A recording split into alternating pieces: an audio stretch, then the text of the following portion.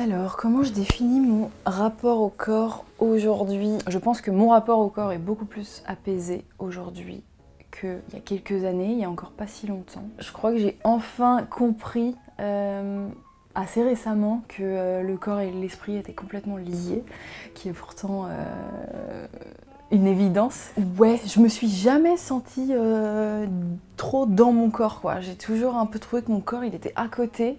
Moi, je somatise pas mal, c'est-à-dire que je suis quelqu'un de hyper anxieux. Je fais beaucoup d'angoisse, j'ai pas mal de petits troubles psychiques, disons. Je réfléchis beaucoup, je suis extrêmement sensible. Et souvent, quand je suis dans cet état d'esprit-là, ça rend mon corps bancal, tu vois. Quand je suis hyper angoissée, je fais du psoriasis. Quand je suis hyper angoissée, je fais des boutons de fièvre. Quand je suis hyper angoissée, je tombe malade, je suis fatiguée. J'ai vraiment mon corps à chaque fois qui est en alerte de laisse ton esprit tranquille. Et du coup, c'est pour ça que je dis que j'ai mis très longtemps à comprendre, parce que ça fait genre 1 ou 2 ans que je tombe beaucoup moins malade, parce que je prends grave soin de mon corps et que je fais attention. Mais en tout cas, je trouve que c'est hyper chouette de réaliser que le cerveau c'est le corps, quoi, enfin que ça ne fait qu'un.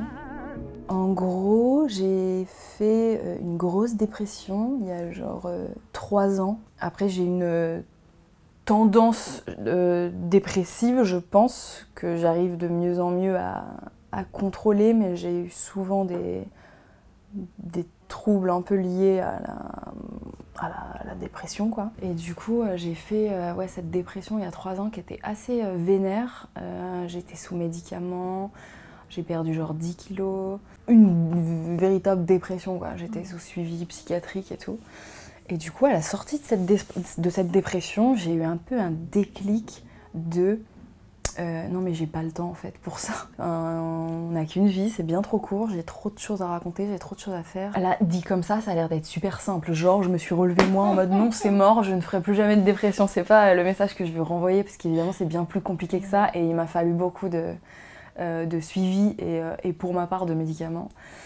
Pour sortir un peu de ce tunnel, mais en tout cas à l'issue de ça, j'ai réalisé à quel point ça m'avait coûté de l'énergie, et ça a coûté à mon corps, parce que du coup j'ai fait subir à mon corps pas mal de désagréments, puisque je me nourrissais plus trop, puisque j'ai ingéré beaucoup de médoc, voilà.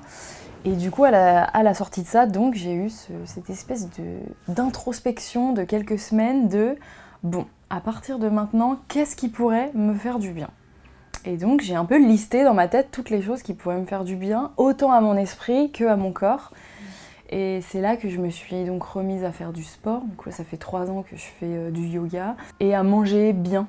Mais en gros, il a fallu que je touche le fond, comme j'imagine plein de gens d'ailleurs, je pense que ça arrive à plein de gens, pour me remettre sur un équilibre complet, quoi. Je pense qu'il y a un truc bon à prendre sur les réseaux sociaux ces dernières années, parce qu'on montre de plus en plus des corps hyper vrais. Et moi, ça m'a tellement décomplexée sur plein de trucs, c'est ouf.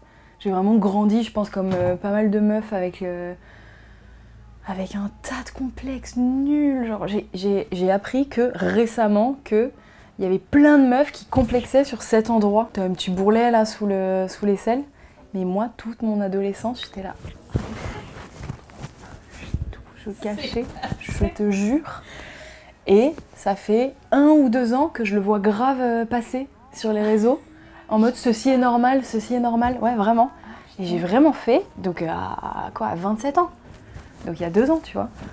Hyper tard, c'est un des derniers trucs, je pense, que j'ai appris sur les réseaux, et j'étais là, mais oui, c'est bon, tout le monde là. Il y avait plein de meufs chez qui je le voyais pas, et genre moi je cachais, et j'ai rarement voulu mettre des débardeurs à cause de ça. Je voulais des manches et tout, tu vois. Et c'est en ça que je trouve ça super bénéfique. Parce qu'on te renvoie un truc que t'as cru tout le temps que c'était pas ok, et en fait, c'est bon, genre tout le monde là, bon ça va. Je me suis intéressée à toutes les questions féministes il y a pas si longtemps.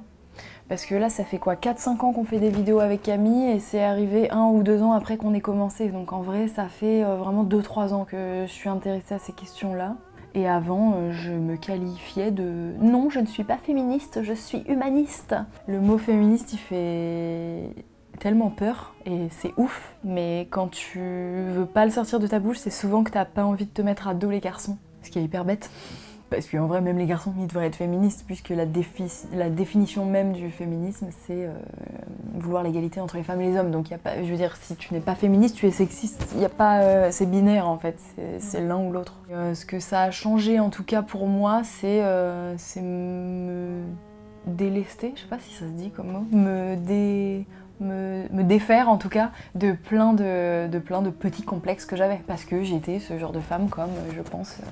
une grande majorité de femmes à complexer de cette petite chose sur mon corps qui doit pas être désirable, qui doit pas être normal, qui est un peu moche, qui serait mieux si jamais je la couvrais, qui serait mieux si, etc. etc. Et voilà, c'est un peu changé le regard sur des choses avec lesquelles j'ai grandi et qui m'ont été inculquées et finir par trouver ça beau, tu vois. Comme par exemple, moi je m'épile plus sous les bras et je trouve ça joli. Et je suis de plus en plus de comptes de meufs qui s'épilent plus sous les bras et en fait ça y est, mon regard il a changé, je trouve ça joli, je trouve ça sexy et en plus je trouve ça militant et en plus je trouve que c'est un vrai acte, sans être pour la provocation, mais c'est un vrai acte de réappropriation du corps et de détachement de conditionnement de la société, quoi. J'étais en vacances avec de la famille et des amis pendant 3 semaines et je me suis dit c'est le test ultime, quoi. Je suis avec ma famille, je suis avec des vieux. Après j'ai la chance d'avoir des parents très ouverts et il y avait des amis de mes parents, mais bon, on confrontait quand même 2 générations, donc je me suis dit que ça pourrait être intéressant. Donc au début j'étais plus sur une petite tiens. Et puis aussi, je vais pas mentir, j'avais personne j'avais pas de... Comment on dit? J'avais pas de target, quoi. J'avais pas de mec à draguer dans ces vacances-là, donc je me disais, je peux faire ce que je veux. En fait, je suis quand même dans un cercle hyper safe. J'ai laissé pousser. Et en fait, c'est passé. Heureusement que c'est passé. Mais tu vois, ce que je veux dire, c'est que c'est passé crème, quoi. Ouais. C'est vraiment passé crème. C'était un non-sujet total, et puis c'est devenu pour moi une vraie réappropriation de... Ah, c'est comme ça, c'est bien, j'ai plus les petits boutons d'épilation, de rasage, j'ai plus jamais je me coupe, j'ai pas à le faire. Moi je me rasais, j'épilais pas en plus sous les bras. Donc comment te dire que je me rasais tous les 2 jours, dans ma vie, tous les 2 jours, sinon ça repousse à une vitesse éclair. Et surtout après ces vacances en famille de 3 semaines, j'ai enchaîné une semaine avec tous mes amis. Et là pour le coup c'était le test ultime. On a cette bande d'amis depuis 10 piges et ça fait 10 ans que tous les étés, on part tous les 30 dans une maison de vacances pendant une semaine. Et c'est très très cool, ça se passe très bien. Et parmi tous les mecs qu'il y a, évidemment, il y en a qui sont moins à la page des combats et du militantisme et du féminisme que d'autres, ce qui est tout à fait normal puisque tout le monde avance à sa vitesse et puis ça dépend des cercles dans lesquels tu traînes, etc. etc. Et donc là, j'ai retrouvé les poils sous les bras. Mais pareil, meuf, c'est passé crème. C'est passé crème. Je sais pas si... Moi, j'ai trouvé que c'était vraiment 2020. Et ce coronavirus et cette pandémie qui nous a tellement tout niqué que, en fait, peut-être qu'il y a des petites choses. Vas-y, c'est bon, ça passe. Moi, je l'ai interprété comme ça. J'ai trouvé que tout le monde avait... un peu mûri et grandi. Je pense que l'année d'avant ce serait moins passé, je me serais pris des réflexions un peu, voilà. Et là non, vraiment, genre sur toute la semaine, dès que je faisais une petite provocation comme ça à côté d'un pote qui est pas le plus féministe du monde, je me prenais une petite réflexion en mode puis c'est tout, ça passait. Et en fait je les ai gardés depuis, c'est tout. Je me suis rendu compte à quel point ça passait et que en fait c'est un non-sujet. En fait, véritablement, c'est un non-sujet. Alors évidemment, parfois quand je poste une photo de moi sur les réseaux sociaux avec mes poils sous les bras, je vais avoir 3 connards qui vont venir me dire dégueulasse, pas désirable, vomi. Mais de toute façon, je comptais pas coucher avec lui, donc ça, tu vois, ça me passe au-dessus. Pour tout ce qui est mec, parce que du coup je suis hétéro, donc je sors avec des mecs, en fait, j'ai pris la décision également en 2020 de ne sortir que avec des mecs qui seraient ok avec mes poils sous les bras. En fait, j'ai retourné le truc. Je dis c'est bien simple, si tu ne m'acceptes pas avec les poils sous les bras, c'est niette, tu vois. Mais vraiment, fun fact, il y a genre un ancien plan cul qui m'a écrit il y a quelques mois, qui m'a dit ça te dirait qu'on se revoie?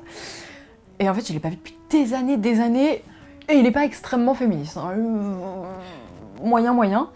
Et je lui ai direct dit, ouais, pourquoi pas, mais j'ai des poils sous les bras. Et il m'a dit, next. C'est bon, tu vois, ça c'était le... Je me prends même plus la tête avec ça. Pour moi, c'est... Enfin, en tout cas, ce qui est sûr, c'est que je vais pas... Je l'ai fait trop longtemps. Je me suis beaucoup trop longtemps épiée pour un mec avec qui je sortais ou avec qui je couchais ou quoi. Ou à qui je voulais plaire, tout simplement. Et je le ferai plus. Ça me coûte beaucoup trop d'énergie, d'argent, de temps. Donc je le ferai quand moi je le décide, tu vois. Moi je continue de m'épiler les jambes quand j'ai envie de m'épiler les jambes. Là, pas trop en hiver. En plus, on peut même pas sortir. Mais je continue de me faire le maillot quand j'ai envie de me faire le maillot, tu vois. Mais en gros, c'est vraiment moi qui décide. Et pour moi, typiquement, c'est ça ce que le féminisme m'a appris. C'est rendre un truc, c'est se réapproprier son corps. Vraiment, je trouve que c'est une des bases du féminisme, c'est se réapproprier son corps. C'est-à-dire que je peux, si je veux, moi, me maquiller. Et je peux, si je veux, moi, m'épiler ou ne pas m'épiler. Mais en tout cas, c'est moi qui décide de le faire, c'est pas une tierce personne et encore moins un mec qui va venir me dire « fais ci, fais ça pour moi ».